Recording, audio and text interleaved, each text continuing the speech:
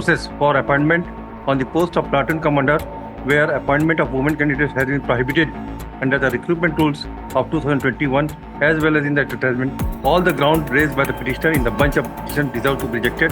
Accordingly, the writ petitions are dismissed. Platoon commander की भर्ती में महिला उम्मीदवारों को हटाने की डिमांड की गई थी और इसी को लेकर याचिका दायर की गई थी। तो इस पर कोर्ट ने कहा है कि प्लाटून कमांडर की भर्ती में महिला उम्मीदवारों को हटाया जाए। तो हमने इतनी ईमानदारी से, इतनी पारदर्शिता से उस चीज़ को निकाला है, तो हम तो रिजल्ट लेके रहेंगे। बस ये हमारा मेन मुद्दा है कि हमको रिजल्ट चाहिए। और नीचे हाईकोर्ट ने सोमवार को आदेश में कहा है कि प्लाटून कमांडर की भर्ती के लिए मेरिट सूची में महिलाओं को शामिल करना गलत है, लिहाजा महिला उम्मीदवारों का नाम हटाकर उनकी जगह पुरुष उम्मीदवारों को शामिल किया जाए। नमस्कार, जय जोहार, जय छत्तीसगढ़। छत्तीसगढ़ की सबसे चर्चित भर्ती एएसआई भर्ती को लेकर बड़ा फैसला आ गया और एएसआई भर्ती वालों के लिए आज का दिन बड़ा है, क्योंकि हाई कोर्ट ने फैसला सुना दिया है और हाई कोर्ट ने कह दिया है कि 90 दिन के अंदर नियुक्ति पत्र जारी किया जाए। दरअसल पूरा मामला क्या था आपको बताएंगे, लेकिन उससे पहले आपको मालूम होना चाहिए कि 2018 से ये भर्ती प्रक्रिया चल रही थी, लेकिन कुछ न कुछ अड़चने आ रही थी और कुछ न कुछ आरोप प्रत्यारोप का दौर चल रहा था। किसी वजह से ये मामला हाई कोर्ट में गया और हाई कोर्ट में जाने के बाद ये भर्ती लंबित हो गई। सरकार 2 से 3 सरकार आकर चली गई, लेकिन भर्ती प्रक्रिया पूरी नहीं हो पाई। जब भी हम एसआई भर्ती से संबंधित युवाओं से मिलते थे, जो कैंडिडेट है, जो चयनित भर्ती अभ्यर्थी है, उनका एक ही कहना होता था कि भैया जल्दी से जल्दी एसआई भर्ती पूरी करा दो, नहीं तो उनकी उम्र सीमा खत्म हो जाएगी। तो कहीं ना कहीं आज का जो बड़ा फैसला है ये उनके लिए, उनके परिवारों के लिए आज का दिन बड़ा है, ऐतिहासिक दिन है। तो आज की इस वीडियो में बताएंगे कि आखिर पूरा मामला क्या था, हाई कोर्ट में ये मामला क्यों गया था, भर्ती प्रक्रिया में कहाँ पे जो अड़चने आ रही थी, सारी बातें करेंगे। आपको ये वीडियो आप आखिर तक जरूर देखिएगा। पूरा मामला आपको सिलसिलेवार बताते हैं कि ये पूरा क्या केस था। आपको पता होगा कि पिछले 6 वर्षों से सब इंस्पेक्टर भर्ती में ये मामला पेंडिंग था और 90 दिनों के भीतर में नियुक्ति पत्र देने के लिए कहा है हाईकोर्ट ने। यानी कि इससे स्पष्ट है कि 975 अभ्यर्थी जल्द ही दरोगा बन जाएंगे। और आपको ये भी मालूम होगा कि प्लाटून कमांडर की भर्ती में महिला उम्मीदवारों को हटाने की डिमांड की गई थी और इसी को लेकर याचिका दायर की गई थी। तो इस पर कोर्ट ने कहा है कि प्लाटून कमांडर की भर्ती में महिला उम्मीदवारों को हटाया जाए, उनकी जगह वंचित पुरुष अभ्यर्थियों का फिजिकल टेस्ट लेकर मेरिट के आधार पर नियुक्ति आदेश जारी करने के लिए कहा है और इस प्रक्रिया को 45 दिन में पूरा करने के लिए कोर्ट ने निर्देश दिए हैं। इसके साथ ही कोर्ट ने कहा है कि एएसआई, प्लाटून कमांडर, सूबेदार भर्ती परीक्षा को चुनौती देने वाली याचिकाओं को खारिज किया। कोर्ट ने मामले की सुनवाई जस्टिस नरेंद्र कुमार व्यास जी की सिंगल बेंच में आज यानी कि 20 मई को सोमवार को हुई है। मेरिट सूची को अभ्यर्थियों ने दी थी चुनौती। याचिका में कहा गया कि 975 पदों में से 247 पद प्लाटून कमांडर के थे। मेरिट सूची में 20 गुना अभ्यर्थी यानी कि 14,560 होने चाहिए। इसी तरह प्लाटून कमांडर के लिए 247 गुना 20 यानी 4,940 अभ्यर्थी शामिल होने चाहिए, लेकिन वर्तमान भर्ती प्रक्रिया में 975 गुना 20 के अनुसार अभ्यर्थियों के नाम मुख्य परीक्षा के लिए पात्र सूची में शामिल हैं। यह मनमाना व अवैध है, ऐसा कहा गया। याचिका में यह भी कहा गया था कि सूची में 6,013 महिला अभ्यर्थियों के नाम शामिल हैं। अगर सही प्रक्रिया का पालन होता 4,368 महिलाओं के नाम शामिल होते। वहीं प्लाटून कमांडर पद के लिए महिलाएं पात्र नहीं थी, लेकिन फिर भी उन्हें मेरिट लिस्ट में शामिल किया गया, ऐसी याचिका में कहा गया है। अब आपको इस वीडियो में के माध्यम से बताते हैं कि एएसआई भर्ती को लेकर कब कब क्या क्या हुआ है। तो शुरुआत करते हैं कि सब इंस्पेक्टर, सूबेदार, प्लाटून कमांडर के 655 पदों के लिए भर्ती निकाली गई थी अगस्त 2018 में, और उसके बाद जिसे 2021 में वृद्धि करते हुए 975 पद कर दिए गए थे। और कब कब क्या हुआ था ये भी आपको बताते हैं कि जून जुलाई 2022 में शारीरिक नापजोख की प्रक्रिया अपनाई गई थी।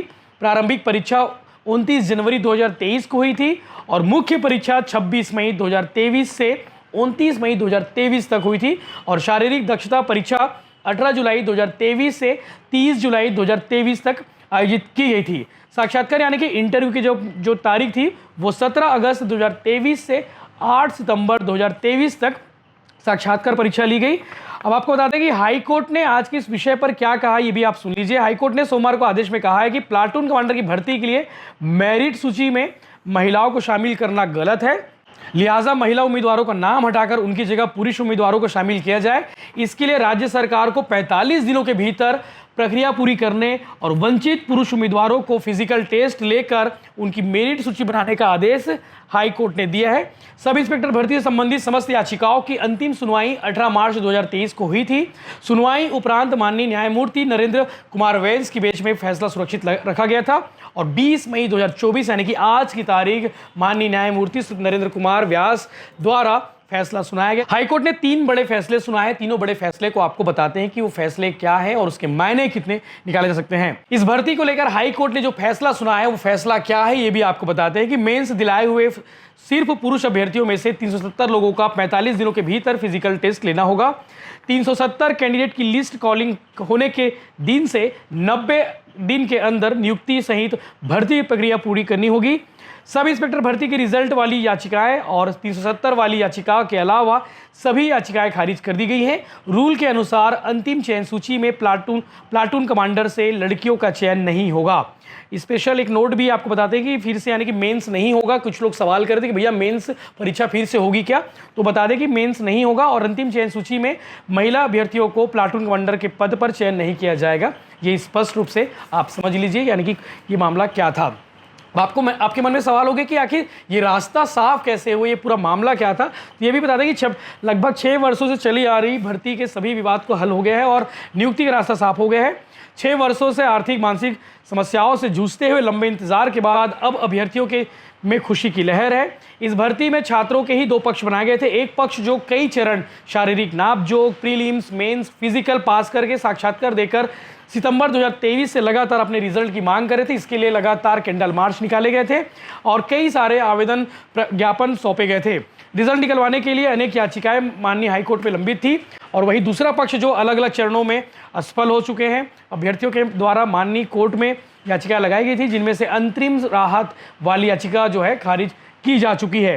असफल अभ्यर्थियों की सुप्रीम कोर्ट में भी अंतरिम राहत वाली याचिका खारिज हो चुकी है और फिर सब इंस्पेक्टर भर्ती संबंधित सभी याचिकाओं की बेंच पिटीशन में सुनवाई शुरू हुई।